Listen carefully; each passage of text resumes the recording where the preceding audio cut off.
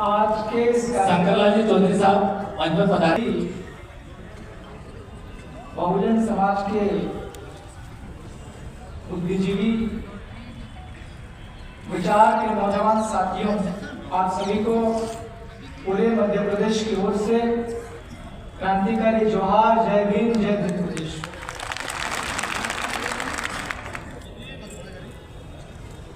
कंडिया बिरसा अम्बेडकर, जयपाल सिंह मुंडा सहित तमाम महापुरुषों को कोटि कोटि नमन। खास करके मध्य प्रदेश के आदिवासी राजा, भील राजा उदा खड़े जी को भी स्मरण और कोटि कोटि नमन।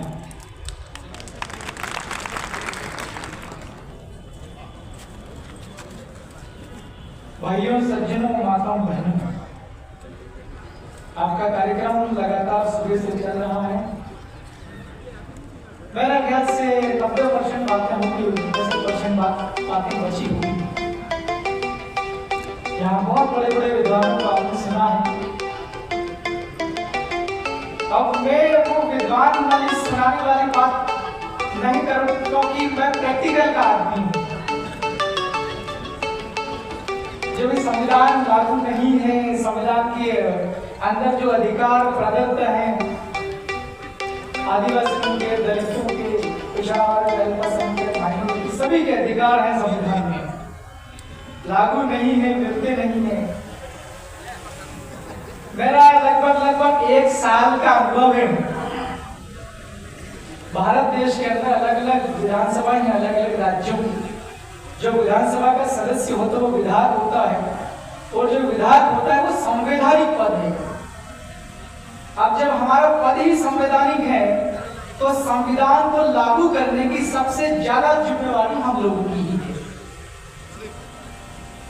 मेरा तो सिर्फ इतना सवाल है, मैं तो मेरे जिन लोगों ने मुझे चुन करके भेजा है, मैं तो उनका धन्यवाद हमेशा करता रहता हूँ, मध्य प्रदेश के सैलाना के लोगों का। लेकिन ये है कि हम लोग कितने लोगों को भेज रहे हैं सदन में। संविधान को लागू हमें करवाना है, हम संविधान को लागू करवाने के लिए कितने लोगों को भेज रहे हैं, ये इम्पोर्टेंट है। हमारे मध्य प्रदेश में 230 है विधानसभा के सदस्य।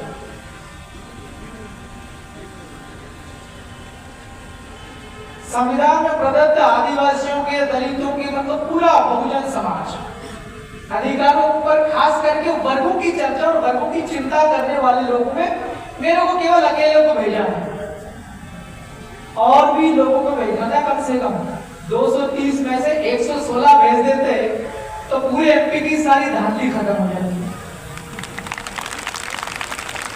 आपके राजस्थान में 200 है, कितने हैं? 3 पहले हो गए थे, एक सांसद जी ने इस्तीफा दिया, एक फिर नए हो गए, वहां पर लगभग 4 हो गए।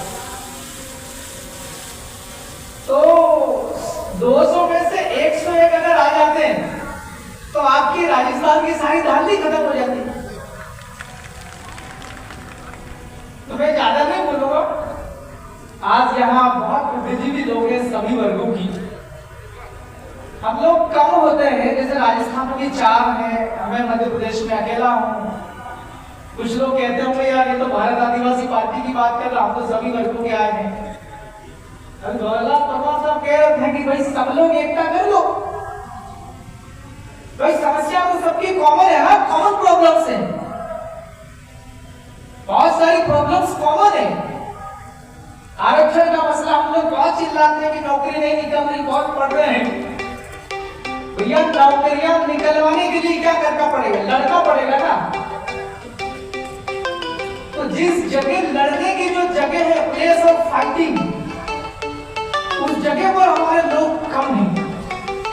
संख्या बढ़ानी पड़ेगी। मैं सुझाव देके जा रहा हूं।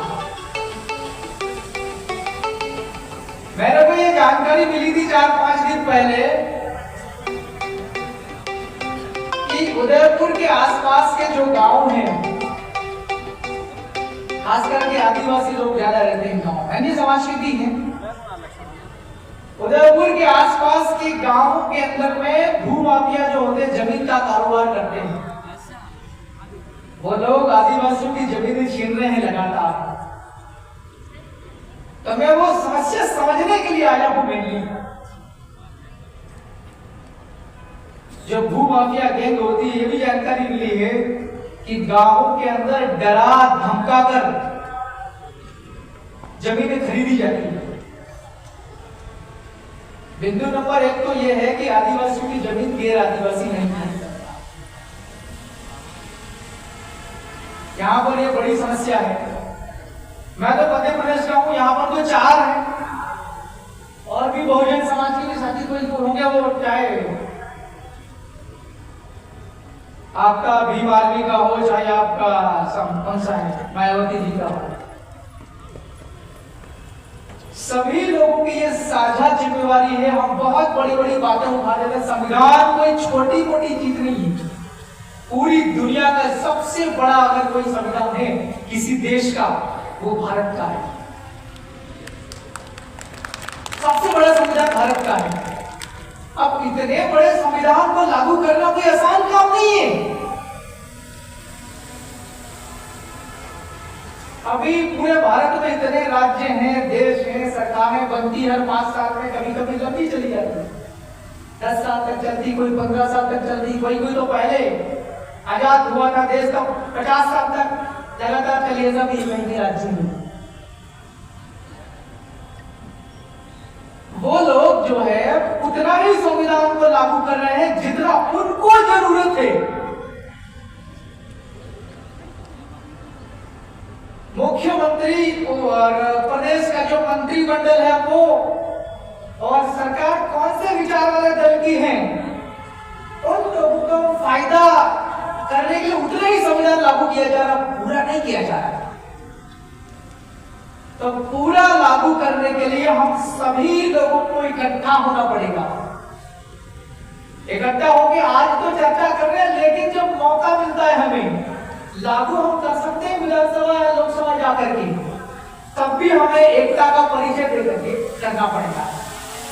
अभी हम लगातार देख रहे थे कि सोशल मीडिया का जमाना है,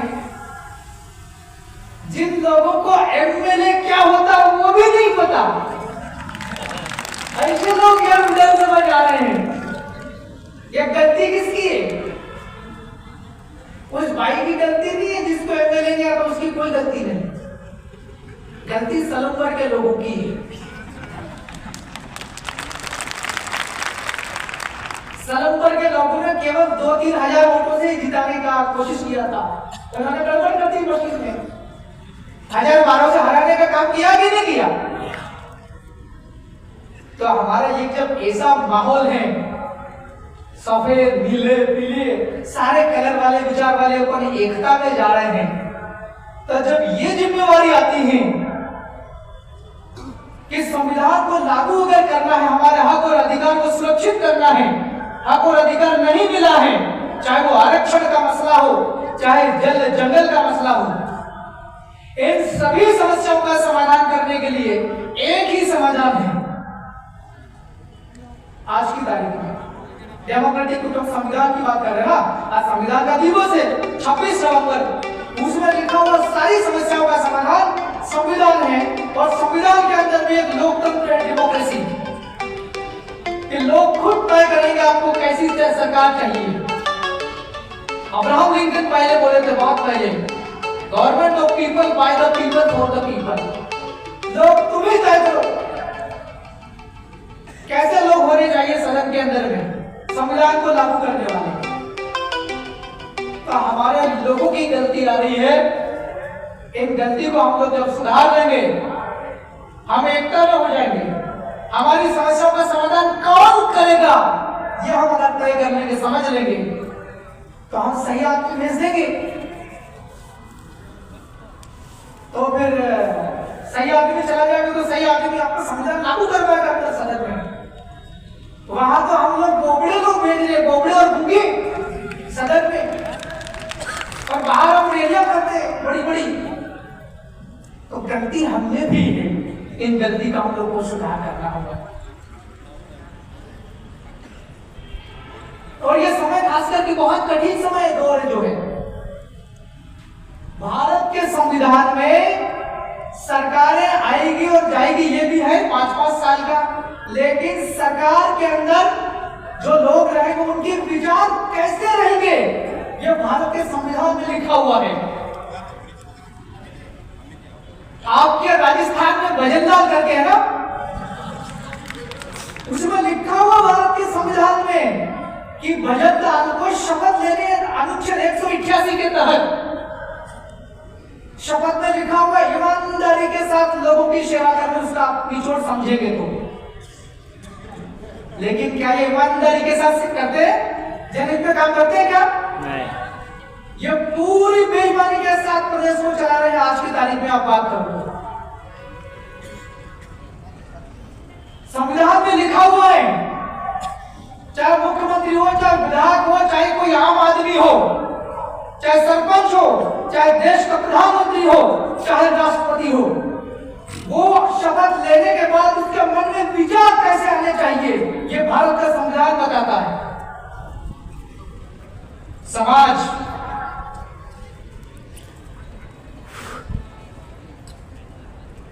क्या ये जो लोग, जिस विचारधारा के लोग, जिस सोच के लोग आज राजस्थान के जयपुर में हैं, भारत देश की राजधानी दिल्ली में है, उन लोगों के विचार कैसे हैं, ये आपको समझना पड़ेगा। सरकार को वो लोग चला रहे हैं खास करके जिनका संविधान से कोई मतलब नहीं है। आप लोगों को बताओ, आपका मतलब है कि नहीं संविधान से? आप खड़े करो, संविधान का मतलब है? आप नीचे करो, जरा विचार करो, आपका संविधान के साथ क्या रिश्ता है, क्या लेना देना आपका संविधान से? क्या लेना देना आपका संविधान से? वो तो बहुत बड़ा किताब है, बहुत कानून है उसमें, बहुत नियम है उसमें, बहुत नियम है। आपका क्या लेना देना उसमें?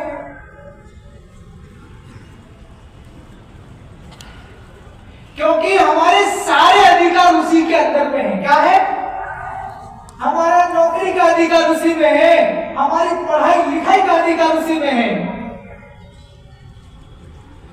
हमारे साथ अगर कोई अत्याचार अन्याय करता है, चाहे जाति के नाम पर, चाहे संस्कृति के नाम पर, उस तक की सुरक्षा का उपाय उसमें है।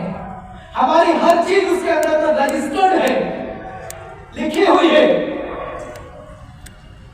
जब संविधान का सबसे ज्यादा ताल्लुक, सबसे ज्यादा संबंध, सबसे ज्यादा रिश्ता हमारा है उससे, और संविधान अभी किसके हाथों में है? जिसका संविधान से कोई रिश्ता नहीं है। पता है कि नहीं किसके पास संविधान? 2-4 भारत देश के व्यापारी हैं। व्यापार का मतलब समझते हो कि नहीं? सामान खरीदना, खरीद करके महंगे भाव में बेच देना, यही होता है व्यापार का मतलब। हाँ, सामान खरीदना और नहीं मिलना तो फैक्ट्री डाल लो, कारखाना डाल लो, सामान पैदा करो, प्रोसेसिंग करो, तैयार करके थैले में भर के बेच दो महंगे भाव में, तो उसको मुनाफा मिल जाए, उसको कहते हैं व्यापार। और जो व्यापार करता है उसको कहते हैं व्यापारी। तो व्यापारी का काम क्या है? सामान खरीदना, खरीद के बेच देना। इधर गिरवा तरफ में मान लो किसानों की कोई उपज है, अनाज है, खेत में उगा, और यहाँ उदयपुर में जो खरीदते उनका काम क्या? खरीदना और बेचना। इनका कोई संविधान से ज्यादा रिश्ता तो नहीं है ना? हेलो, आप सो गए हो क्या? अरे व्यापारी का संविधान से कोई ज्यादा मतलब तो नहीं है ना? नहीं। नहीं। अरे भाई, सामान खरीदना और बेचना, तो संविधान का ज्यादा मतलब कहाँ है? मैं कह रहा हूं मतलब तो, लेकिन थोड़ा सा ज्यादा नहीं है। और सबसे ज्यादा मतलब किससे संविधान का? आदिवासियों का, दलितों का, अल्पसंख्यकों का, ओबीसी का, इन लोगों का है। इनके अधिकार है बहुत सारे। मैं आज आपके सामने खड़ा हूं, मेरे को बुलाया इसलिए आया हूं, एमपी से विधान इसलिए आया हूं, इसलिए बुलाया। ऐसे ही होता सामान्य आदमी तो कोई मेरे को बुलाते ही क्या है? संविधान संरक्षण वाले मेरे को पहचानते ही नहीं। सही 7-8 लाख लोग हैं एमपी में मेरे जैसे ही, लेकिन मैं विधायक को इसलिए बुलाया। तो विधायक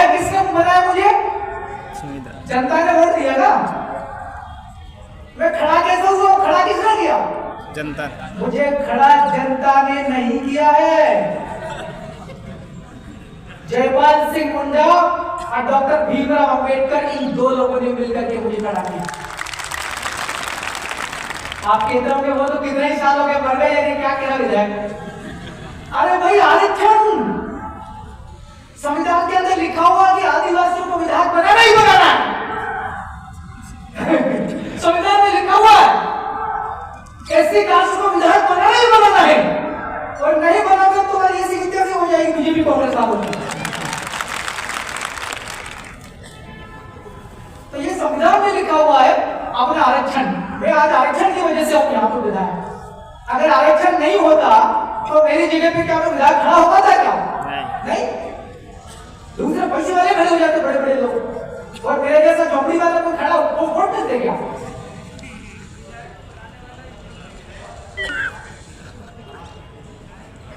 तो भाई लोगों, मेरा ये कहना कभी ये आपको समझाना चाह रहा हूं, मेरी बात खत्म हो गई लगभग। मैं कहना ये चाह रहा हूं कि हम लोगों का वास्ता सबसे ज्यादा संविधान से है, सबसे ज्यादा संबंध हमारा है संविधान के साथ में। और संविधान अभी है किसके हाथ में? हाथ मतलब सरकार। किसके पास संविधान? व्यापार करने वाले 2-3 व्यापारियों के पास, जिनका संविधान से कोई लेना देना ही नहीं है। मैं इशारा कर रहा हूं, वो बोलो समझ आ रही कि नहीं आ रही? गुजरात का गौतम अडानी, मैं सच कह रहा हूं, गुजरात का गौतम अडानी और आपका वो 2 भाई, वो क्या नाम है, धीरू अंबानी के लड़के, ये 2-3 लोग एक आध और कहीं से जुड़ते रहते हैं। ये जैसा बोलेंगे वैसा ही दिल्ली के लोग करते हैं, और ये जयपुर का भजनलाल करता है।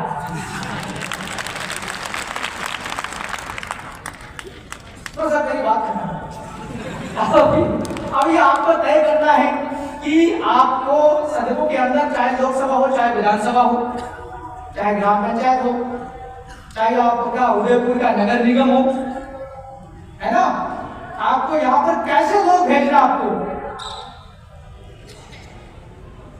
मेरे बहुत अनुभव किया मैंने, 1 साल के अंदर लगभग 3 बार हो गई है, 2 बार हो गई, 3 बार चालू होने वाली विधानसभा, बहुत अनुभव कर लिया मैंने लगभग 1 साल के अंदर। मैं वहां पर बोलता हूं, सदन के अंदर मुद्दे उठाता हूं प्रदेश के, खास करके आदिवासियों के, मेरा इलाका पूरा आदिवासी का है। इसके अलावा आगे समाज के भी सभी को उठाते हम लोग।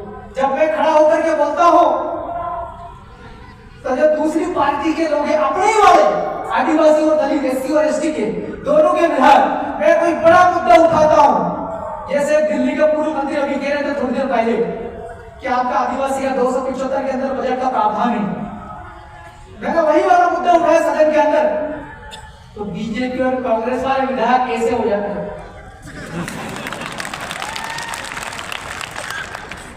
आपके राजस्थान के अंदर मैंने वीडियो देखे हैं, अभी विधानसभा के अंदर कौन कौन क्या क्या बोले। हमारे 2-3 विधायक बैठा हुआ है, ये भी बोले हैं। जब ये बोलते हैं तो दूसरी पार्टी के लोग जीत के विधायक, अपने वाले आदिवासी और हरिजन के लोग, दलित समाज के लोग, एससी वर्ग के लोग क्या करते पता है?